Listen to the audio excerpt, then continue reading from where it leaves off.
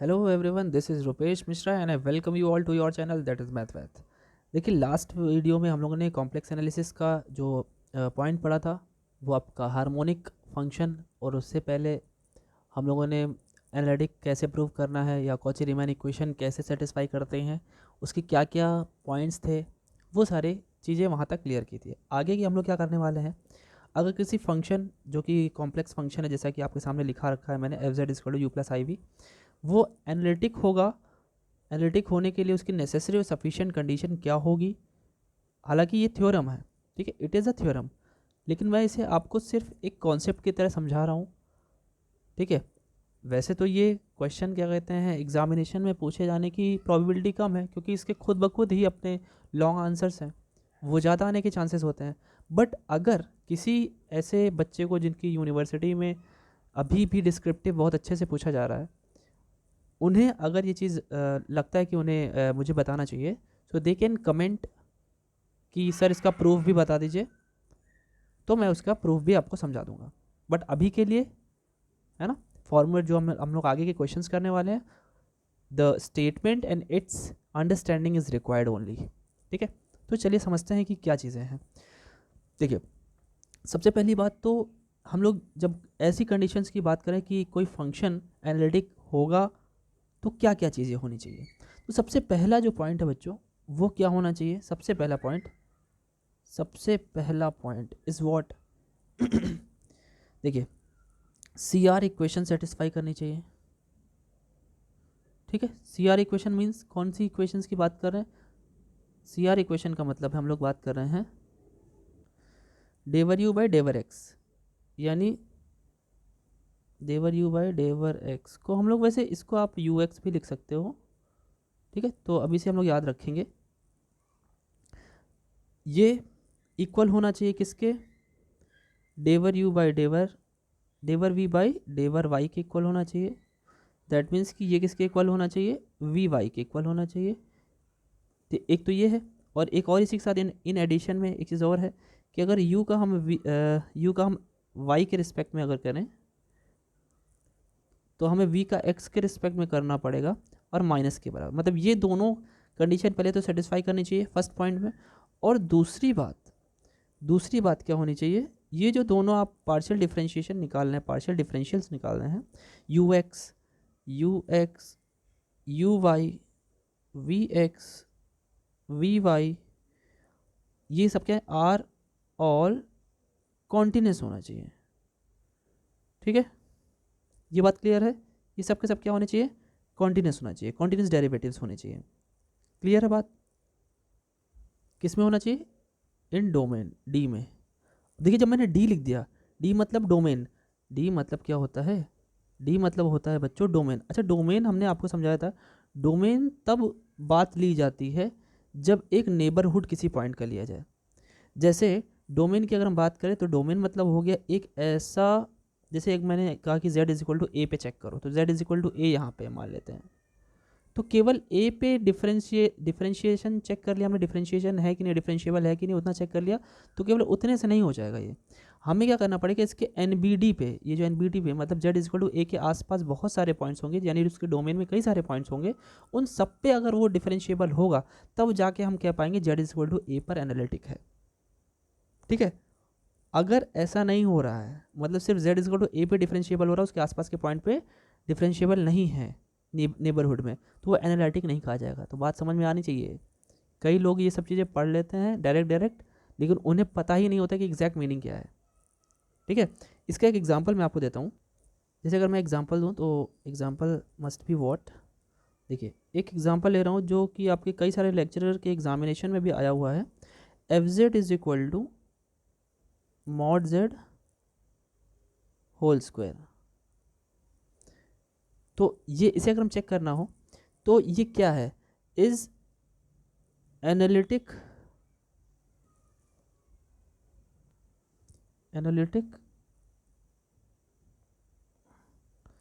Eight z is equal to 0 और only differentiable eight 0। मैं आपको ऐसे क्वेश्चन की तरह इसको ले ले रहा हूँ, only differentiable at z is equal to 0। तो ये दोनों चेक करना है अगर मान लेते हैं, तो पहले हम इसको बना लेते हैं। पहले हमको क्या करना होता है, कभी भी किसी भी इस टाइप की इक्वेशन को बना लेना चाहिए। कैसे बना लेना चाहिए, देखिए z हमको पता है, z क्या होता है भाई, x plus i Y, mod लेंगे आप इसका और इसका स्क्वायर भी लगाएंगे तो एफ जेड क्या निकल के आएगा, आपने मॉड लिया तो सिंपल सी बात है x square plus y square निकल के आएगा, है ना। मॉड लेने पे रूट हट जाएगा। तो आप एक तरीके से देख पा रहे हो इसमें केवल रियल पार्ट है, इमेजिनरी पार्ट तो जीरो है। तो रिलेट करते हैं थोड़ी देर के लिए। u हमारा यहाँ पे हो गया, मैं शॉर्ट में लिख रहा हूँ, u आपका रियल पार्ट होता है और v हमारा क्या हो गया, ज़ीरो।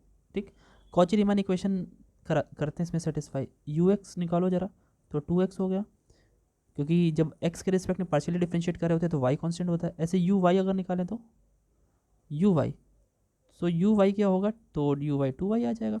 ऐसे वी एक्स निकालो भाई, v पे तो कुछ है नहीं तो जीरो ही आएगा, और वी वाई अगर निकाला जाए तो भी जीरो आएगा।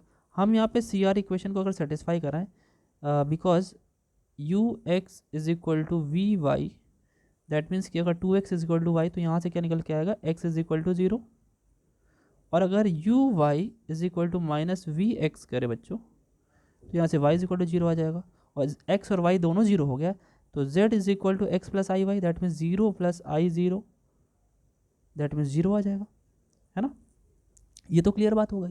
z इज इक्वल टू 0 पे ये डिफरेंशिएशन तो आ रहा है, मतलब कॉची रीमान इक्वेशन तो सेटिस्फाई कर रहे हैं, लेकिन उसके डोमेन में करने चाहिए। जैसे मैं कह रहा हूँ कि ये बना दिया हमने एक डोमेन, इसमें सिर्फ एक ये पॉइंट है ना जो z इज इक्वल टू 0 है, ये है ना z इज इक्वल टू 0, लेकिन इसके अलावा बाकी पॉइंट कितने हैं, बहुत सारे हैं इस डोमेन में, बहुत ज़्यादा पॉइंट है। तो z इज इक्वल टू 0 के अलावा क्या किसी और पे ये डिफरेंशिएबल होगा, बिल्कुल नहीं होगा। क्यों, इसका रीज़न अभी आप समझिए। क्योंकि अगर मैं कॉम्प्लेक्स प्लेन की बात करूं बच्चों, ध्यान से सुनिएगा, अगर मैं इसको थोड़ा सा रियल पे ही ले जाऊं, अगर रियल पे आप समझें तो कॉम्प्लेक्स ऑटोमेटिक समझ में आ जाता है। समझिए, अगर ये कॉम्प्लेक्स प्लेन है तो f Z is equal to, अगर आप सही से देखें तो मॉड जेड का काम है इसमें, है ना।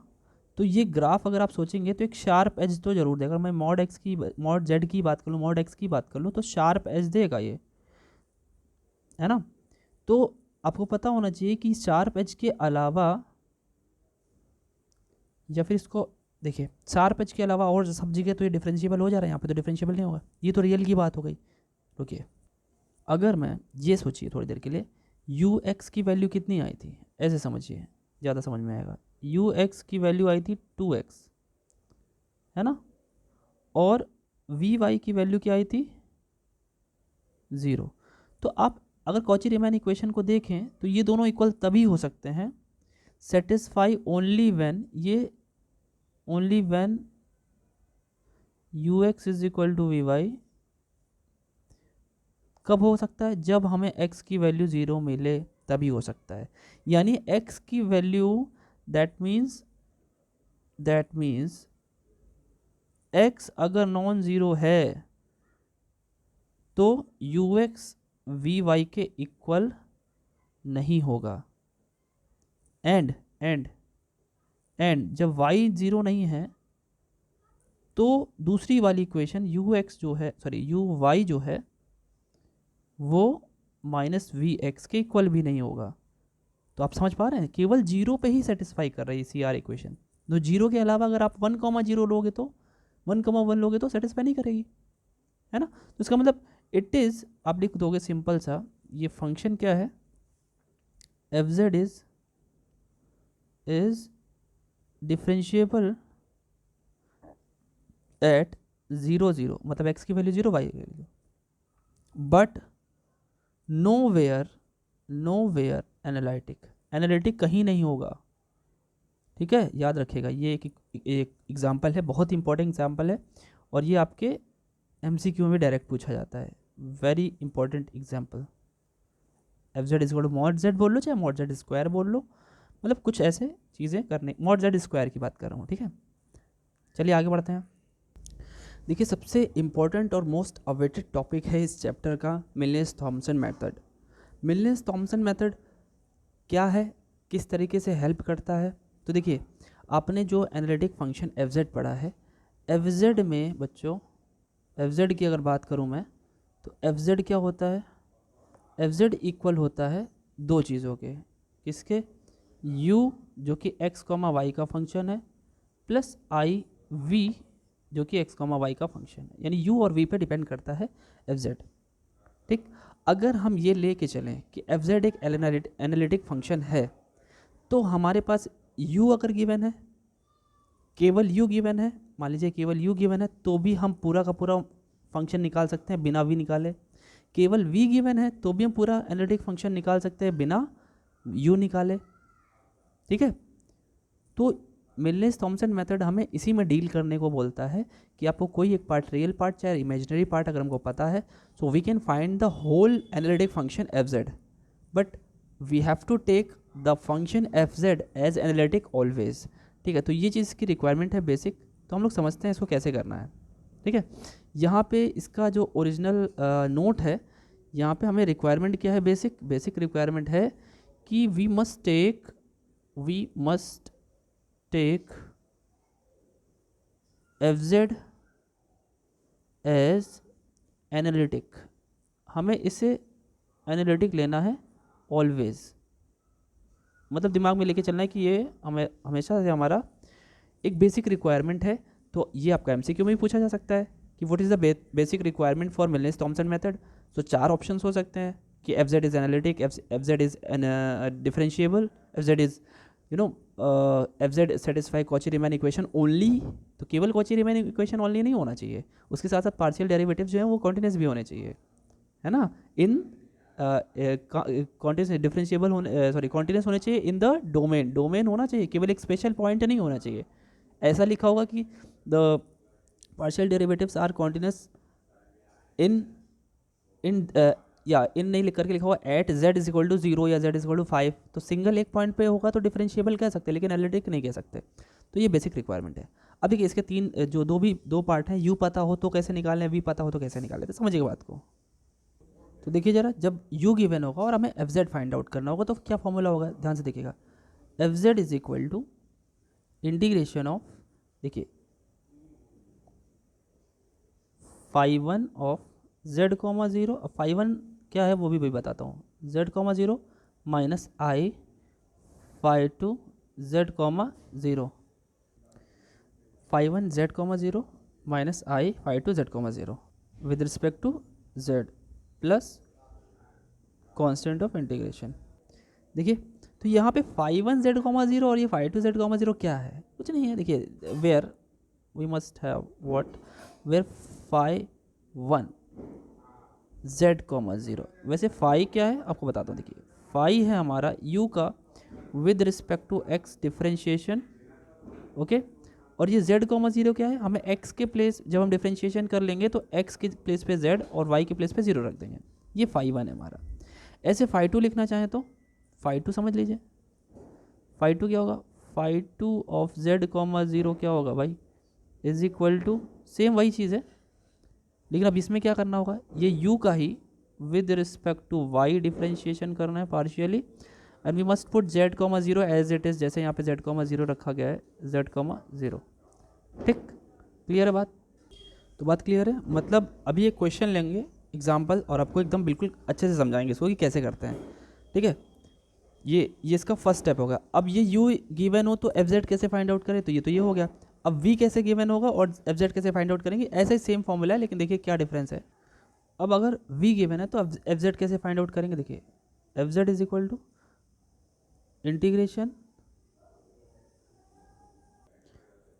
तो ये कैसा होगा फॉर्मूला, देखिए सेम वैसा ही फॉर्मूला है।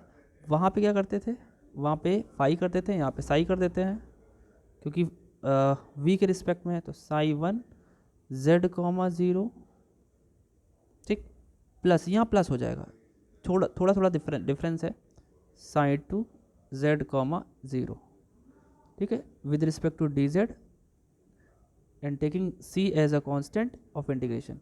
अब यहाँ पे भी वही काम, वेयर जहाँ पे जो हमारा Sai one Z comma zero है बच्चों, वो v भाई v दिया होगा तो v का ही तो विद रिस्पेक्ट टू x करेंगे।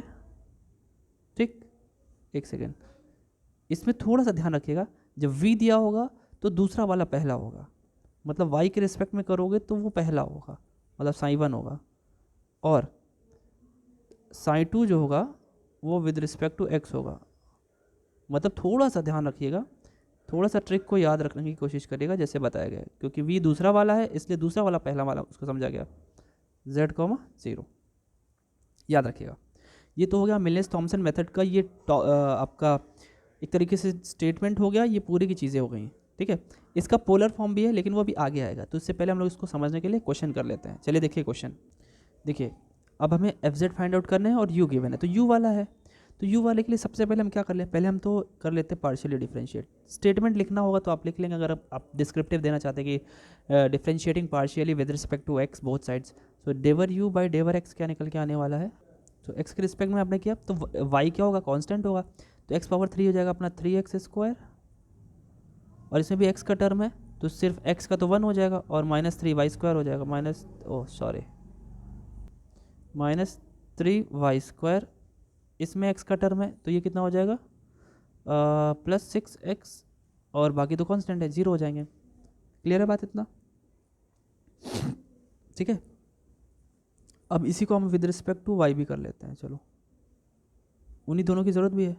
अब y के रिस्पेक्ट में करोगे तो भाई ये तो कांस्टेंट हो गया, ख़त्म हो गया, y के रिस्पेक्ट में यहाँ पे हो जाएगा 6, 3 to the 6xy, माइनस का 3 to the 6xy, माइनस का 6xy, और यहाँ पे ये कांस्टेंट हो गया 0 हो जाएगा, ये y वाला टर्म इसका तो डिफ्रेंशिएशन हो जाएगा, तो जाएगा -6y, और 1 का 0 हो गया।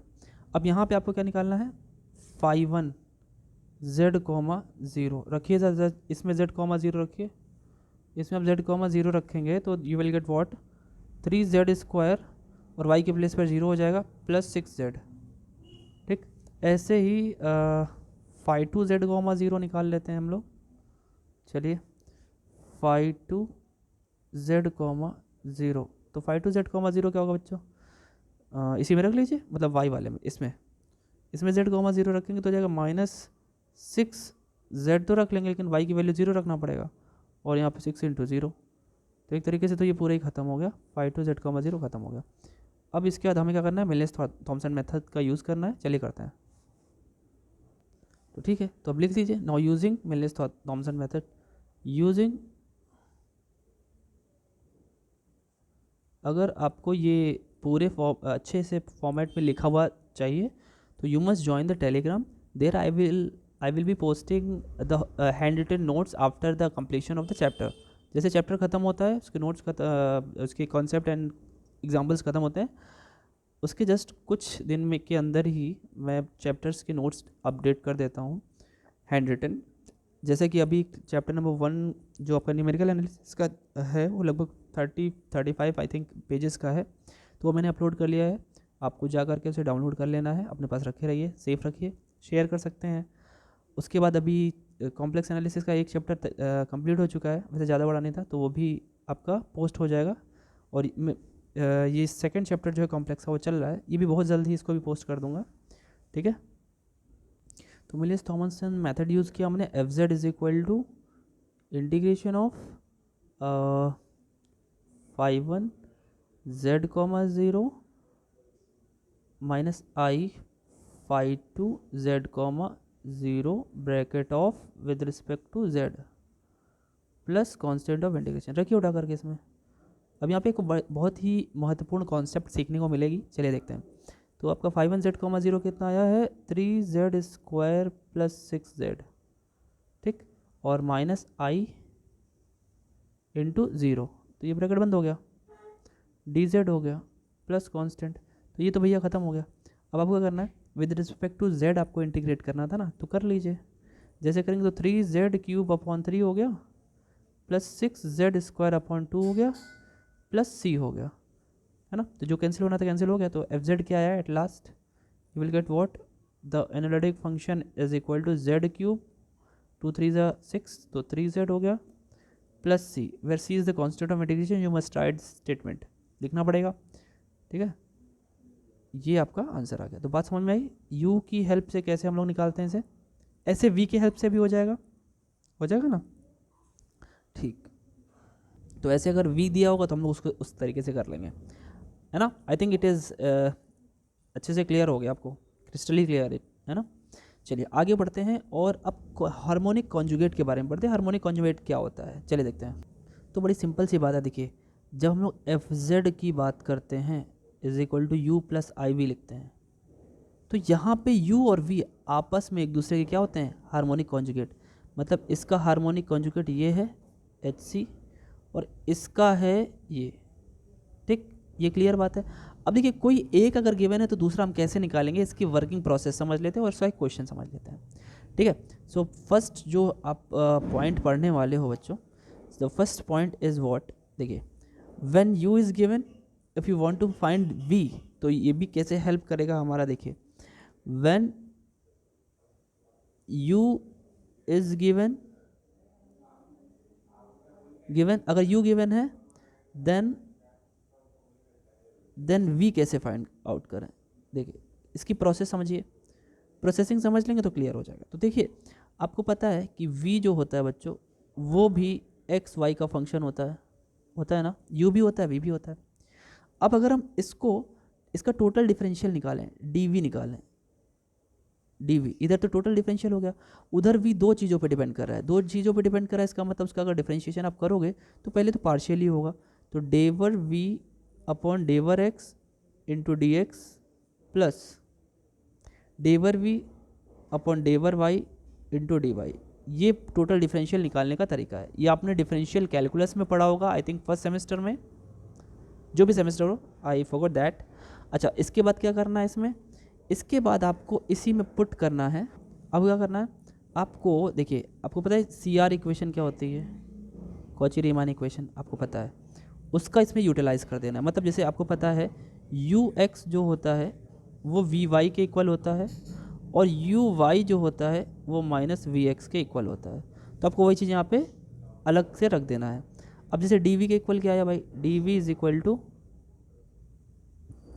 तो यहाँ पे पहले तो मैंने एक काम ये कर दिया, देखिए आपके लिए, ये इसको थोड़ा वी एक्स लिख दिया, ये वी एक्स लिख सकते हैं ना इसको, इसे वी वाई लिख सकते हैं, ठीक है, थोड़ा शॉर्ट में लिख दिया जिससे कि थोड़ा सा लिखने में आसानी रहे। अब मैंने क्या किया, क्योंकि हमको वी एक्स तो पता ही नहीं है क्योंकि वी तो निकालना है ना, लेकिन हमें यू एक्स जरूर पता होगा क्योंकि यू गिवन होगा। जब यू गिवन होगा बच्चों तो हम उसकी मदद ले लेंगे सी आर इक्वेशन की। तो अब यहाँ पे वी एक्स लिखा है तो वी एक्स की जगह पे क्या हम माइनस को उधर भेज करके माइनस यू वाई नहीं लिख सकते, तो हम क्या करने जा रहे हैं, इसको पुट कर देते हैं। इसको जैसे यहाँ पुट करेंगे तो this will become what, let me have next colour, minus V sorry minus U Y और D x plus V Y के प्लेस पे क्या रखेंगे, वी वाई के प्लेस पे यहाँ से देख लीजिए, ये यूज़ कर लीजिए पहले वाली कॉची रीमान इक्वेशन, है ना, यू एक्स हो जाएगा और ये डी वाई हो जाएगा। फिर आपको v निकालना है ना, तो इंटीग्रेट करना ही पड़ेगा, जाहिर सी बात है। तो अब यहाँ पे इंटीग्रेटिंग कर दीजिए, इंटीग्रेटिंग, अब इंटीग्रेटिंग तो करेंगे साथ ही साथ आप डिफरेंशियल जो हम लोग ने चैप्टर पढ़ा था डिफरेंशियल इक्वेशन में, एग्जैक्ट डिफरेंशियल इक्वेशन, उसका यूज़ करना पड़ेगा। कैसे करेंगे देखिए समझाते हैं।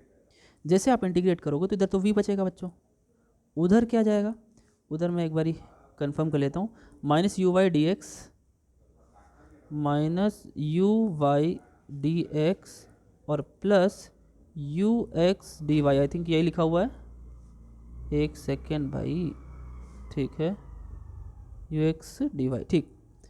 तो ये तो इंटीग्रेशन हो जाएगा, ठीक है, इंटीग्रेशन तो करना ही है, साथ ही साथ आपको क्या है, कांस्टेंट ऑफ इंटीग्रेशन तो लगा ही देना है। मतलब ये हमने ब्रैकेट में कर लिया प्लस सी, क्योंकि इंटीग्रेट करो ना तो प्लस सी तो लगेगा। अब मेरे पास ध्यान से सुनेगा, एक कॉन्सेप्ट है बच्चों हम लोगों ने पढ़ा हुआ है एग्जैक्ट डिफरेंशियल इक्वेशन में, याद आ रहा होगा आपको, दिखाता हूँ, m d x plus n d y, अगर कुछ ऐसा लिखा होता है और आपको इंटीग्रेट करना होता है अलग अलग, तो जब आप एम डी एक्स को अलग इंटीग्रेट करते हो तो इसके साथ ही साथ m में क्या हमें लेना है, m में हमें ट्रीट करना है, treat y as constant, y को कांस्टेंट की तरह ट्रीट करना है, फिर प्लस लगाना है, plus integration of n dy, और इसमें वो टर्म्स लेने हैं जिसमें x ना हो, terms do not contain x, ऐसे टर्म लेने हैं जो x को ना रखते हों, डू नॉट कंटेन x, और उसके बाद सिंपली इंटीग्रेट कर लेना है ना। तो ये जब आप सॉल्व करेंगे तो we will use exact differential equation का थोड़ा सा यूज़ करेंगे हम लोग। ये बात क्लियर हो गई है ना। ये u की वर्किंग हो गई। ऐसे v की वर्किंग क्या होगी, v की भी वर्किंग देख लीजिए। So when v is given, find the harmonic conjugate u, find u मतलब u फाइंड आउट करना है, ठीक। तो बिल्कुल वैसे ही जैसे उसमें किया था कि हम क्या करेंगे भाई, u जो होता है वो फंक्शन ऑफ x, y होता है, सेम वही करना है। u करना u x, y, तो आप क्या करेंगे, इसका डिफरेंशियल निकाल लीजिए, du total differential is equal to डेवर u बाई डेवर x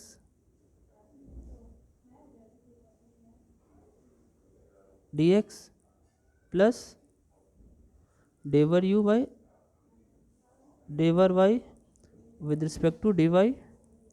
अब आप जैसे इसे इंटीग्रेट करने से पहले आप इसे थोड़ा सा ऐसे लिख लो और करके, u x सफिक्स में x लिखा नहीं, x के रिस्पेक्ट में डिफरेंशिएट किया पार्शियली, और प्लस u y और ये अपना dy हो गया, यहाँ पे du कर दीजिए। अब सी आर इक्वेशन का यूज़ करेंगे, तो सी आर इक्वेशन यूज़ करेंगे तो भाई अभी मैंने पीछे लिखा, मैं दोबारा नहीं लिखूँगा, सिर्फ लिखता हूँ C R equation. C R equation की मदद से हम क्या करेंगे, यहाँ पे पुट कर लेंगे।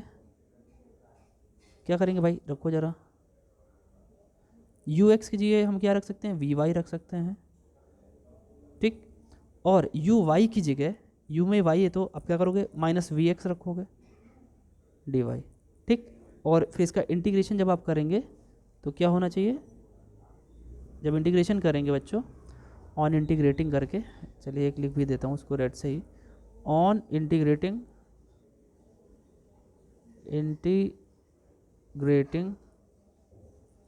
इंटीग्रेट आप करेंगे तो u इज इक्वल टू आपको क्या मिलने वाला है, integration of V Y D X और minus we X D Y.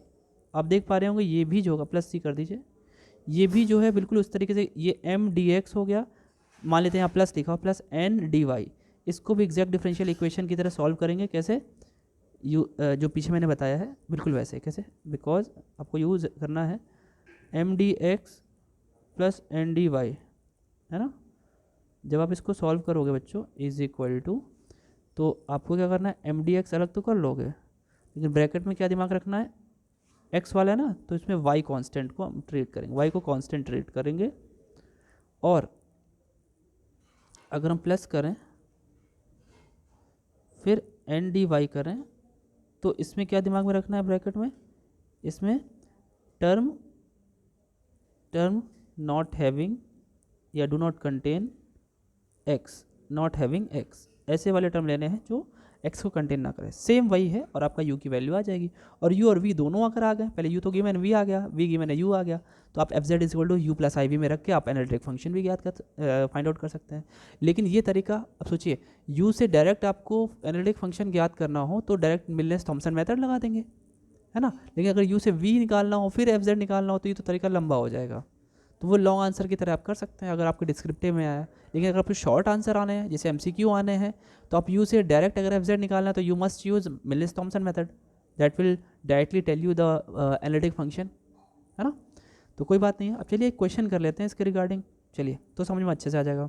देखिए एक बात और सीख लीजिए कि अगर यू गिवन है, ठीक है, और आप हार्मोनिक कॉन्जुगेट की बात कर रहे हैं, if we are talking about the harmonic conjugate, then you must hold the harmonic function category equation। क्या है, हम ये कहें अगर देखिए स्टार में लिख देता हूँ उसको मैं, स्टार बना के, क्योंकि ये भी एमसीक्यू में आ सकता है, ठीक है। If we want to find harmonic conjugate HC of any u और v, इसका हार्मोनिक कॉन्जुगेट अगर फाइंड आउट करना है, then it must satisfy satisfy del square u is equal to 0 और डेल स्क्वायर, जैसे बताया था इससे पहले के वीडियो में, तो वो चीज़ ध्यान रखिएगा। पहले ये सेटिस्फाई करेंगे तभी हम हार्मोनिक कॉन्जुगेट निकाल सकते हैं, नहीं तो निकाल सकते हैं। ठीक है, चलिए u गिवन है तो हमें v फाइंड आउट करना है, चलिए निकालते हैं।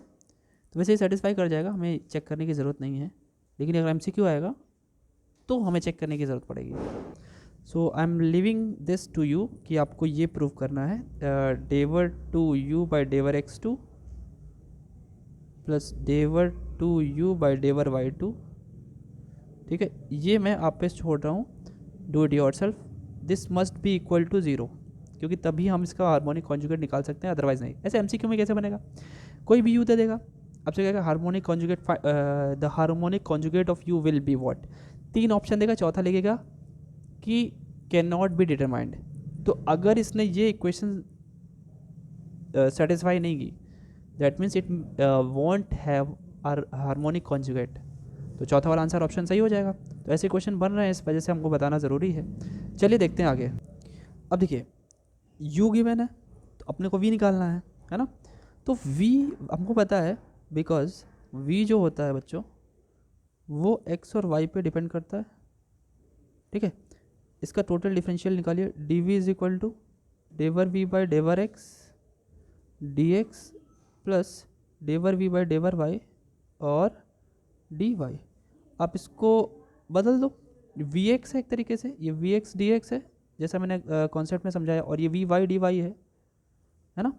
तो हम क्या करेंगे, vx की जगह पे vx है ना, v तो दूसरा वाला है, u पहले रहता, v दूसरा वाला, v का x में डिफरेंशिएशन कर रहे हैं जो कि दूसरी प्लेस है, तो ये माइनस u y के इक्वल आएगा, है कि नहीं।